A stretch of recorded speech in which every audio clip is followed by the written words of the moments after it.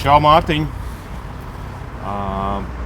Es ļoti ticu to, ka tu mūs dzirdi, arī ja tu šobrīd atpūties un guli, bet mēs par tevim ļoti domājam. Es ticu, ka tava ģimene par tevim ļoti domā un tavi draugi un paziņas.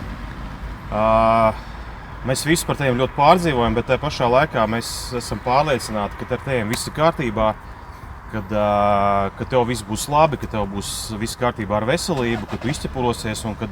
Un es zinu to, ka tev ir priekšā ļoti daudz notikumi un pasākumi, un tev vēl jāpiedzīvo tavā dzīvē tik daudz kādi patīkami notikumi un pozitīvas emocijas jāiegūst.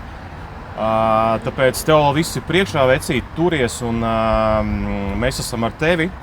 Un mēs par tevim lūdzam, un manējie vecāki šo svētdienu arī draudzē baznīcā ielika par tevim aizlūgšanas tādu tā kā kabatlakatiņu, par tevim aizlūdz visa draudze. Tā kā Dievs ir ar tevīm, tā kā viss būs kārtībā, vecīt. Čau, Mārtiņ! Tu esi devies interesantā ceļojumā, diemžēl viņš ir beidzies ne tā, kā vajadzēja. Bet es ticu un zinu, ka viss būs kārtībā.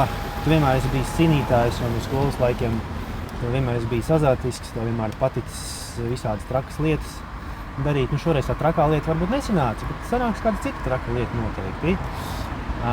Mēs visi par tevim domājam, piedomājam, ticam, ka viss būs kārtībā. Tā teikt, turies, esi stiprs, mēs tev gaidām mājās, lai varētu atkal satikties kopīgi un veikt kaut kādus foršus kopīgus pasākumus. Viss būs labi, Mārtiņ, mēs tev gaidām mājās.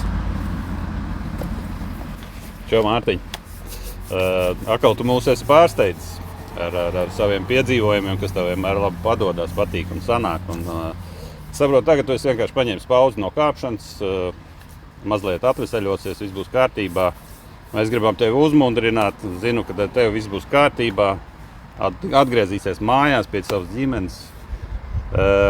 Ko vēl tev? Veselību novēlēt gribēju, jā. Turiet! Mārtiņ, domās ar tevi mēs novēlam tev ātru izveseļošanos un gaidām tevi atpakaļ mājās. Tā kā turies, vecīt!